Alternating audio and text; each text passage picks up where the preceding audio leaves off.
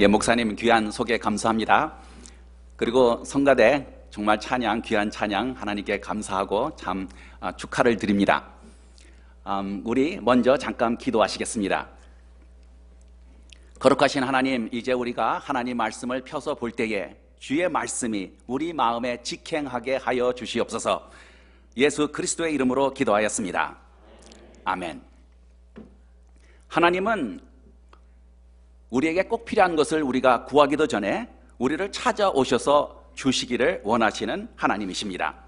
오늘 주신 구약 말씀 열왕기상 3장에 보면 하나님이 솔로몬에게 귀한 선물을 주시기 위하여 꿈에 나타나셨습니다. 그래서 하나님 하시는 말씀이 무엇이든지 말해보라, 내가 네게 주마, 이렇게 말씀하셨습니다. 솔로몬이 다윗에 이어서 새로운 왕이 될 때였습니다. 나는 앞으로 어떤 왕이 될까 생각하던 때였을 것입니다. 그에게 그의 평생에 큰 기회가 찾아왔습니다. 삶을 살다 보면은 기회가 찾아오는데, 기회는 그냥 스쳐가는 것 같으면서도 우리 삶을 결정하는 힘이 있는 신비한 현상입니다. 고대 그리스 사람들은 기회를 신중의 하나로 보았습니다.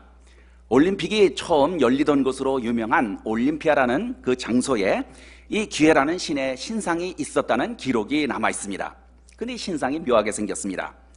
기회라는 신은 앞에는 머리가 눈썹까지 내려올 처럼 지렁지렁 내려오는데 뒤에는 이게 대머리입니다.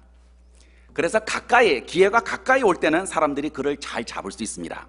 그렇지만 그가 돌아서 갈 때는 아무도 그를 잡을 수 없습니다. 그리고 다리에는 날개가 달려 있습니다. 새처럼 날아간다는 뜻입니다.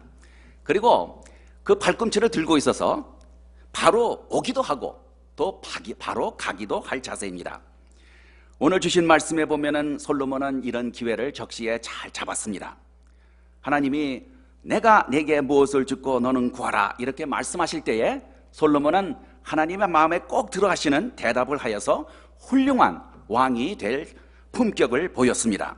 그러면 과연 솔로몬이 무엇을 구했는지 우리 함께 알아보기를 원합니다.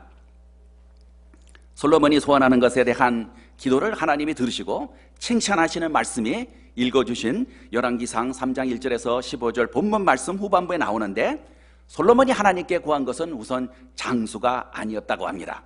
장수란 오래 살기를 원하는 마음입니다. 진시 황제가 원했던 것입니다. 또한 모든 사람이 원하는 것이기도 합니다. 건강하게 오래 사세요. 좋은 인사 말씀입니다. 그런데 어떤 말씀이 이런 말씀 해주시는 것을 들었습니다. 전에는 오래 살고 싶었는데, 그런데 가족과 친구들이 다 떠난 다음에 나 혼자 남아서 뭘 하겠어? 난 그거 싫어.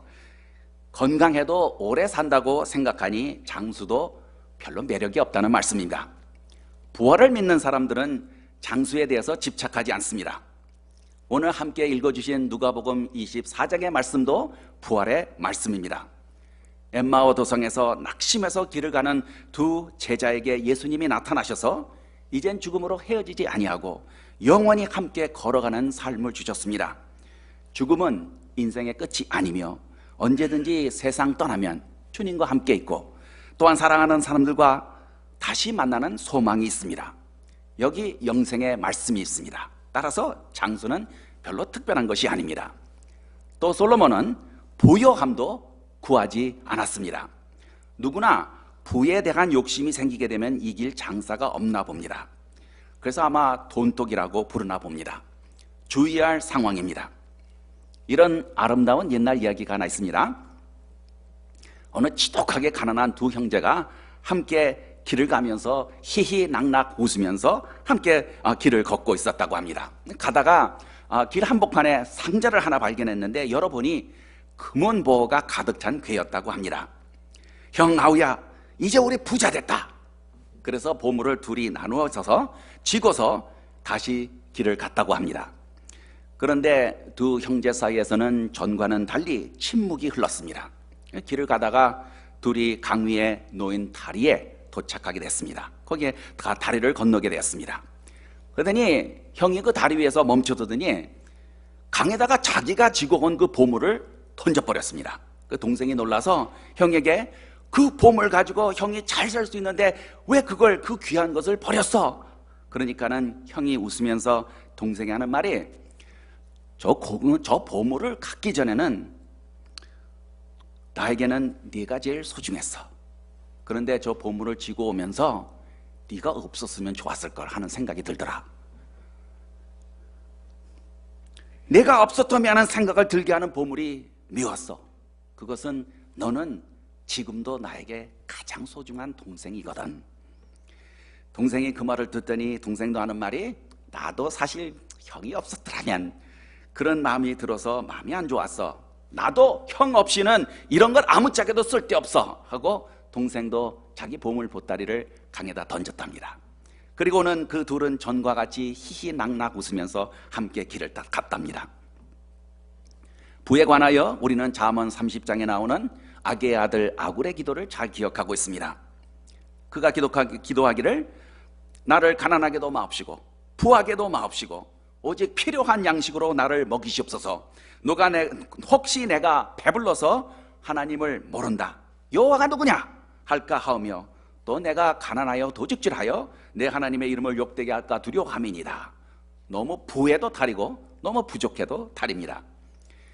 왕이 부를 탐하면 이 백성이 고생길입니다. 세상에 유명하다고 하는 고대 건물은 책으로 봐도 그렇고 화면으로 봐도 볼만합니다. 또 혹시 가서 보게 되면은 감개무량합니다.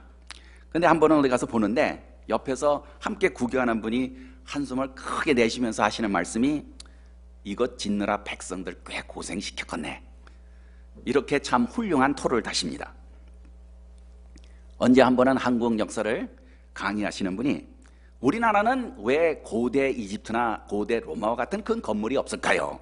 이렇게 질문하시더니 하시는 말씀이, 우리나라는 그런 고생을 백성에게 시킬 문화가 아니랍니다. 혹시 왕이 그리하려 들면은 대신들이 그 폭군을 몰아내는 역사랍니다. 왕이 부했다는 나라는 역사책의 페이지를 더 차지합니다. 그렇지만 훌륭한 왕은 백성을 편하게 해주었던 왕이었습니다. 또 하나님의 말씀이, 솔로몬은 원수, 대적을 의미합니다. 적의 생명도 구하지 않았다, 하나님이 칭찬하셨습니다. 전쟁에 관한 말씀입니다. 인류 역사는 남과 전쟁을 해서 자기가 높아지고 다 죽이고 자기가 제일이기를 원했던 왕들의 이야기로 가득 차 있습니다. 지금도 활동을 하고 있는 시리 마이몬이라고 하는 이스라엘의 여가수가 있습니다. 그런데 이분이 유명한 평화의 노래라는 노래를 불렀습니다. 중동의 평화를 추구하다가 암살을 당한 이삭 라빈의 수상의 그 옷에서 이 노래 가사가 적힌 종이가 피에 적신 채 나왔습니다. 그래서 지금도 그 라빈 수상의 추모식을 하거나 또 여러 평화의 모임에 할 때에 이스라엘에 항상 부르는 노래입니다. 그 노래의 가사를 보면은 이런 가사가 들어있습니다. 우리가 아무리 깨끗한 기도를 한다고 해도 우리를 돌아오게 하지 못합니다. 또 우리가 아무리 슬피 울어도 그는 돌아오지 않습니다. 좋은 날 언제 온다, 그런 말씀하지 마세요. 지금 그 날 당장 가져다 여기 당겨다 놓읍시다, 이렇게 노래를 합니다. 우리도 전쟁에 무슨 해결책이나 되는 것처럼 사람들이 생각하는 그런 세상이 지나가고 평화의 세상이 오기를 기원합니다. 솔로몬은 수와 부와 승, 사람들이나 왕들이 원했던 것을 다 제껴 놓았습니다. 왕상 3장 11절에 보면은 솔로몬이 구했던 것은 지혜였다, 이렇게 하나님이 칭찬하십니다. 저도 한국에 있을 때에, 우리나라에 있을 때에 개역 한글을 읽었는데, 개역 한글에 보면은 솔로몬이 하는 이야기가 하는 기도가, 누가 주의 이 많은 백성을 재판할 수 있사오리까? 지혜로운 마음을 종에게 주사 주의 백성을 재판하여 선악을 분별하게 하옵소서, 그렇게 하신 번역을 잘 기억하고 있습니다. 그런데 사실 히브리 언어를 찾아보면은 솔로몬이 정작 기도할 때는 지혜라는 말 대신에 솔로몬이 구한 것은, 하나님 나에게 듣는 마음을 주옵소서, 이렇게 기도했다고 적혀 있습니다. 귀가 붙어 있는 마음을 달라는 뜻 있는 비유의 말씀을 주신 것입니다. 다른 나라의 말에 성경에 번역한 것을 있을 수 있는 대로, 할 수 있는 대로 다 찾아보면 다른 나라 성경도 그 원어에는 듣는 마음이라고 이렇게 표현이 되어 있는데 다 지혜라는 말로 번역을 했습니다. 아마 듣는 마음이라는 이 표현이 난해했다고 생각을 했던 모양입니다. 그런데 솔로몬이 굳이 지혜라는 평범한 말을 두고서 하나님 나에게 듣는 마음을 주옵소서 이렇게 빗대어서 비유로 기도한 이유가 무엇이었을까 참으로 궁금합니다. 현대 언어학자 중에 마크 존슨하고 조지 레코프라는 분이 있는데요, 그 두 분이 비유에 대한 명절을 남겨서 1980년에 쓰셨는데 지금도 비유에 대해서 공부를 하면 꼭 보는 책입니다. 그분들이 하시는 이야기가 우리가 쓰는 비유가 어떤 비유를 쓰느냐에 따라서 우리의 사고방식과 생활 방식이 결정된다고 합니다. 그분들이 이런 예를 들었습니다. 토론할 때 사람들이 토론이 무엇인가 생각을 할 때에 전쟁에 빗대어서 비유를 쓰는 것을 관찰했습니다. 그래서 이 토론하러 가는 사람들이 상대방의 입지가 무엇인가, 그 상대방을 무너뜨리기 위해서 전략을 짜고, 그리고 상대방에서 이기면은 적을 무찔러서 우리가 쓰러뜨렸다 이렇게 표현을 합니다. 비유를 그렇게 하니까 그 토론에 오는 사람들이 쌈박질만 할 생각하고 온다고 합니다. 그래서 그 두 분이 하시는 이야기가 만약 토론을 전쟁에다 비유하지 않고 춤추는 것에다 비유하는 문화가 있다고 하면은 그 문화의 사람들은 토론에 올 때에 상대방을 어떻게 싸울까 하는 생각보다는 상대방과 함께 어울려서 어떻게 아름다운 예술을 창출할까 이렇게 생각하고 올 것이라고 했습니다. 우리가 쓰는 비유는 우리 삶을 결정짓는 힘이 있습니다. 그래서 그분들의 관찰을 토대로 지혜를 듣는 마음이라 이렇게 비유로 표현하면은 그것이 우리 삶에 어떠한 영향을 미치는지 한번 묵상해 보았습니다. 히브리어에서 듣다라는 말은 또 듣고 그 들은 것을 행한다는 뜻이 담겨 있습니다. 이 듣다라는 동사가 히브리 사람들이 아침에도 읽고 저녁에도 읽고 속죄절에도 읽고 또 죽을 때 읽는 기도인 신명기 6장 4절의 말씀에 나옵니다. 쉐마 기도라고도 부르는데 그 말씀이 이스라엘아 들으라 우리 하나님 여호와는 오직 유일하신 여호와시니, 여기서 들으라 이 말씀은 그냥 듣고 그냥 있으라는 말이 아니라 그 말씀대로 여호와 하나님 한 분만 섬기고 살라는 말씀이 아닙니까? 우리말도 듣다 하면은 순종의 의미가 들어있지 않습니까?